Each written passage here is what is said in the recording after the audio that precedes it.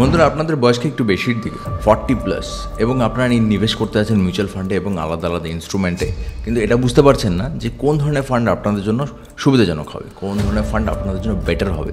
কারণ আমি অলওয়েজ বিশ্বাস করি যে আপনাকে অলওয়েজ নিজের রিস্ক অ্যাপেটাইট অনুযায়ী ইনভেস্ট করতে লাগে। রিস্ক অ্যাপেটাইট কি মানে আপনার কতটা রিস্ক নেওয়ার ক্ষমতা।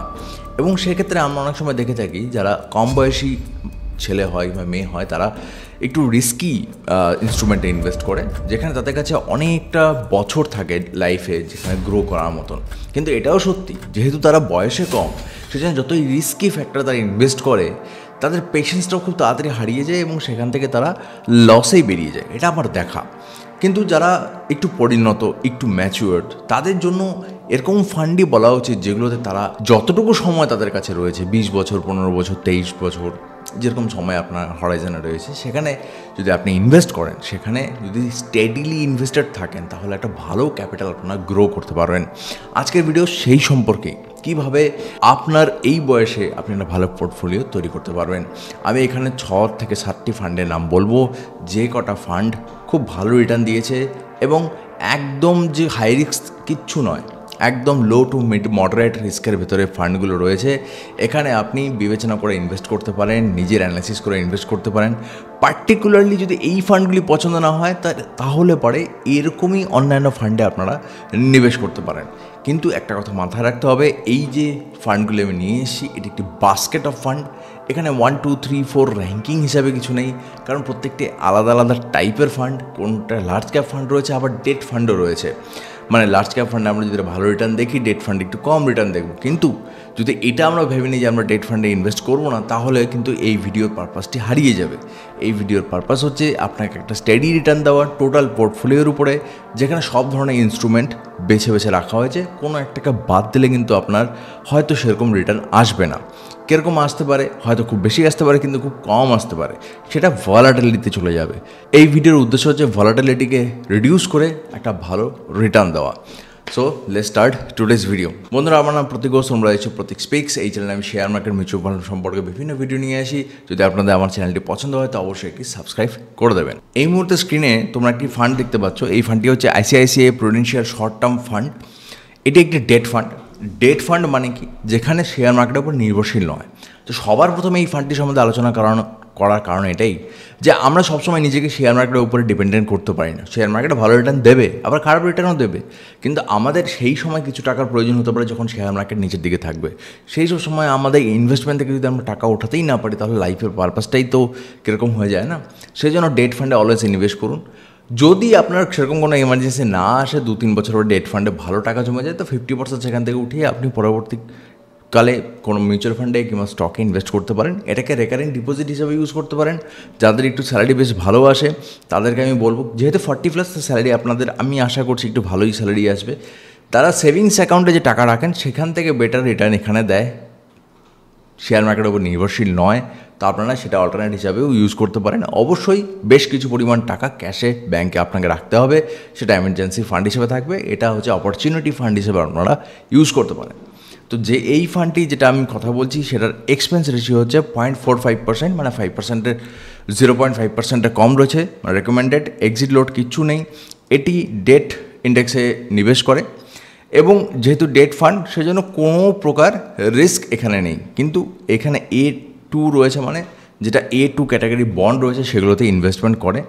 এটা একদম জিরো রিস্কের যে বন্ডগুলো রয়েছে তার থেকে হালকা রিস্কি। সেটা একটাই রিস্ক থাকে বন্ডে, সেটা হচ্ছে ডিফল্টারের। কিন্তু এই ফান্ডগুলোতে একেবারে ডিফল্টার হবে না, কারণ এগুলো A2 ক্যাটাগরি, একেবারে যে বাজে ক্যাটাগরি তা নয়। এটা টপ 2 ক্যাটাগরির মধ্যে একটি ক্যাটাগরি, সেজন্য এখানে ডিফল্টারের কোনো চান্স নেই। এবারে 0.001% সব জায়গায় চান্স থাকে, সেটা আপনাদেরকে বেছে নিতে হবে। যদি আমরা 5 বছরে অ্যাভারেজ রিটার্ন দেখি, যদি আমরা এখানে মান্থলি SIP করি, তাহলে যে রিটার্নটা অ্যাভারেজে তৈরি হবে, অ্যানুয়ালাইজড যে রিটার্নটা তৈরি হবে, সেটা হচ্ছে 7.24%। তার মানে মোটামুটি সেভিংস ব্যাংক যা আমাদের যতটা অ্যাকাউন্টে যতটা রিটার্ন দেয় তার থেকে একটা ভালো রিটার্ন আমরা অলরেডি এখানে পেয়ে যাচ্ছি। যদি 3 বছর রিটার্ন দেখি, তাহলে একটু ভালো রিটার্ন দিয়েছি, 8.46%। আর 1 বছরে আপনারা দেখতে পারবেন 8.70% একটা রিটার্ন দিয়েছে। তার মানে 7.5 থেকে 8.5-এর ভেতরে আপনার একটা রিটার্ন ইয়ারলি এখানে দেখতে পারবেন। এখানে আপনাদের নিয়মিত ইনভেস্টমেন্ট করার প্রয়োজন রয়েছে। নেক্সট যে ফান্ডটির কথা বলবো সেটি হচ্ছে মতিলাল অসওয়ালের Nasdaq 100 fund of fund direct growth.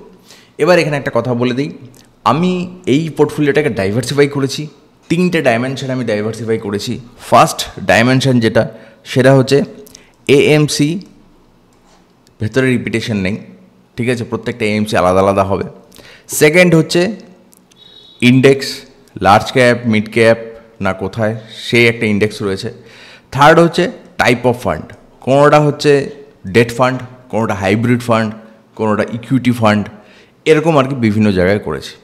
এই 3টে ডাইমেনশন আমি এখানে এটাকে ডাইভার্সিফাই করেছি।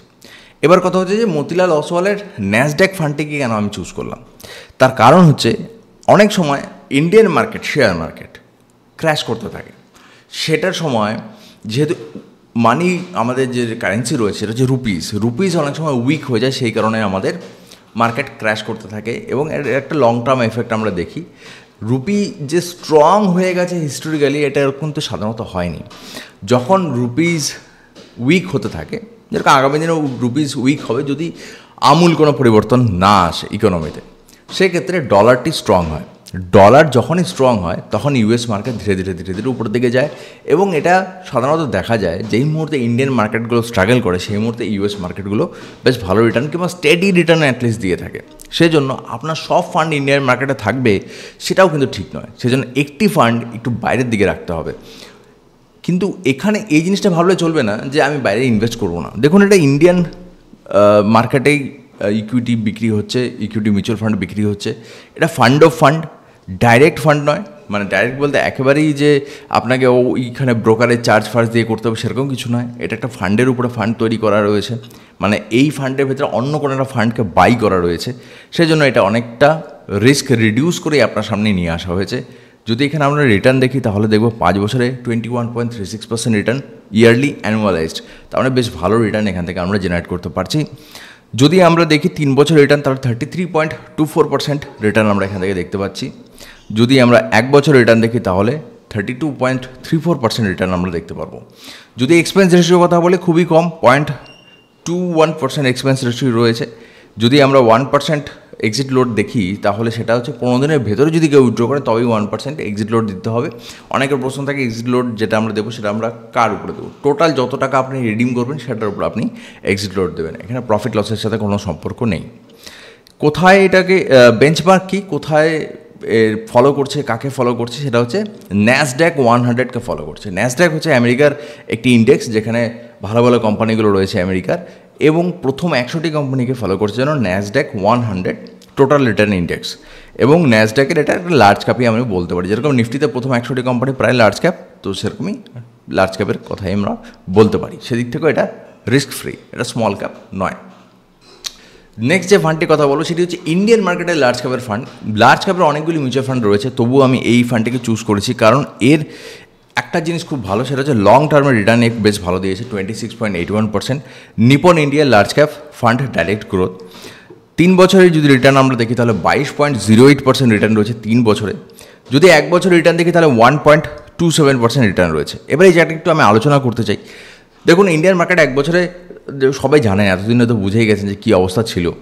এই জন্যই আমি এই ফরেন ফান্ডটিকে চুজ করেছি এবং এই ডেট ফান্ডটিকে চুজ করেছি, যে ইন্ডিয়ান মার্কেটে থাকলেও আপনি 8.71% ডেট ফান্ড থেকে পেয়ে যেতেন এবং ফরেন মার্কেটে থাকলে সেখানে একটা বেশ ভালো রিটার্ন আপনারা পেতেন। সেখানে ইন্ডিয়ান মার্কেট কিন্তু সেরকম রিটার্ন দেয়নি। এই কারণটিতে যদি আপনারা 3টে ফান্ডেই যদি 1000 টাকা করে ইনভেস্ট করেন তাহলে কিন্তু আপনার অ্যাভারেজ রিটার্নটা অ্যাটলিস্ট 1.27%-এর থেকে তো অনেক বেশি হবে। এই কারণেই কিন্তু ডাইভার্সিফিকেশানটা এই লেভেলে হবে, যাতে যে কোনো একটা পড়ে গেলে বাকি দুটো কাজ করে এবং ডাইমেনশনগুলো যাতে আলাদা থাকে, তাহলে আপনার পোর্টফোলিওটা সঠিকভাবে ডাইভার্সিফাই হবে। ইন্ডিয়ান মার্কেটেও সবসময় যে কনসেন্ট্রেটেড কিংবা একইভাবে ইনভেস্ট করবেন সেটাও রেকমেন্ডেড হয় না। কিছু ইয়ার এরকম যায় যেখানে খুব বেশি পরিমাণ ক্র্যাশ আমরা দেখতে পারি। যদি এক্সপেন্স রেশিও বলি তাহলে একটু উপরের দিকে 0.69%। দেখুন, রিটার্নও ভালো দিচ্ছে, সেই জন্য এক্সপেন্স রেশিও বেশি হবে। যদি এক্সিট লোডের কথা বলি, যদি 7 দিনের ভেতরে কেউ উঠিয়ে নেয় 1%, সে এক্সিট লোড দিতে হবে।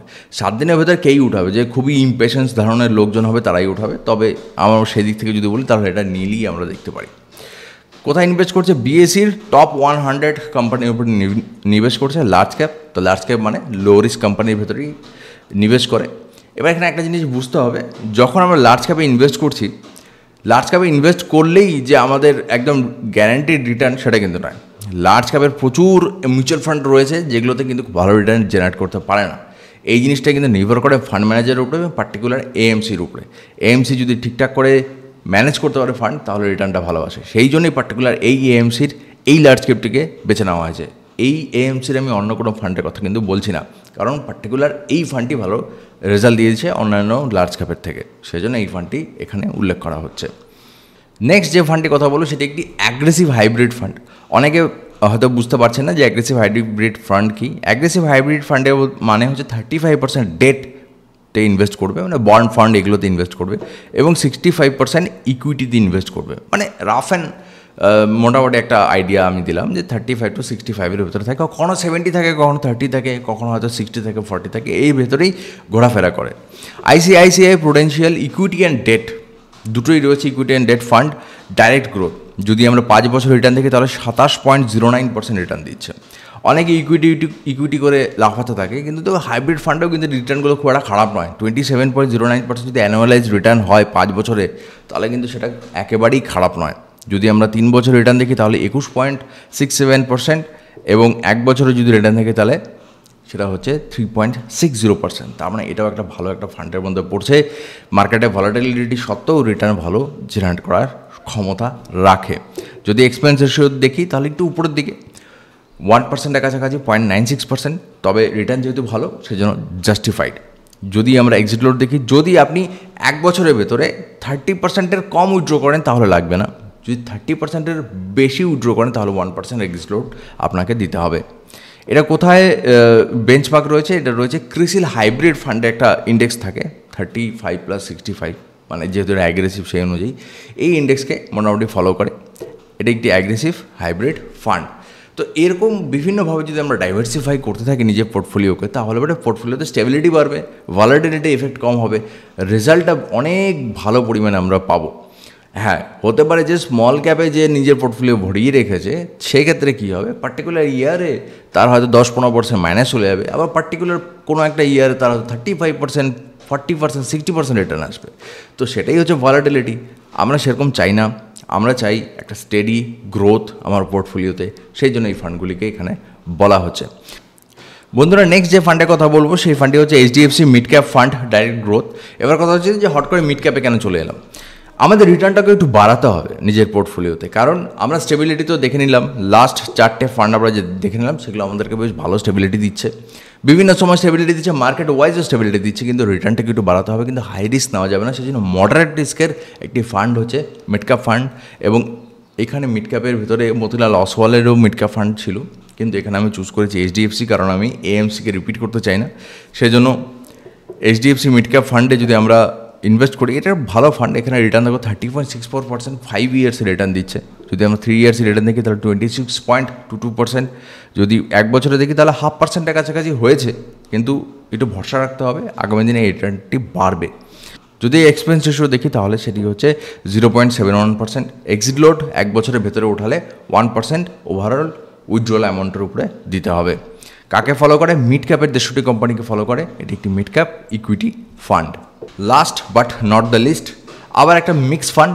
এই মিক্স ফান্ডটি নেওয়ার কারণ হচ্ছে আমার যে হাই রিটার্ন আসছে সেটাতেও একটু আমি ব্যালেন্স করতে যাচ্ছি, যাতে আমার হাই রিটার্নের চক্করে বেশি লস না হয়ে যায়। সেজন্য ইকুইটি আরেকটু ডাইভার্সিফাই হবে। সেক্ষেত্রে মতিলাল অসওয়ালের large and mid cap fund, যেখানে 5 বছরে অ্যাভারেজ রিটার্ন দিয়েছে 31.74%, 3 বছরে দিয়েছে 31.74%, এবং 1 বছরে 2.66% রিটার্ন আমরা পেয়েছি।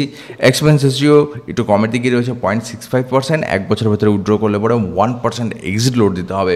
এটি মেনলি ফলো করে 250টি কোম্পানি, নিফটির ফার্স্ট 250টি কোম্পানি, মানে প্রথম 100টি লার্জ ক্যাপ, পরে 150টি মিড ক্যাপ, তাহলে টোটাল যে ইন্ডেক্স হচ্ছে সেটা হচ্ছে mid cap large and mid cap 250 total return index. এটি একটি large and mid cap equity fund.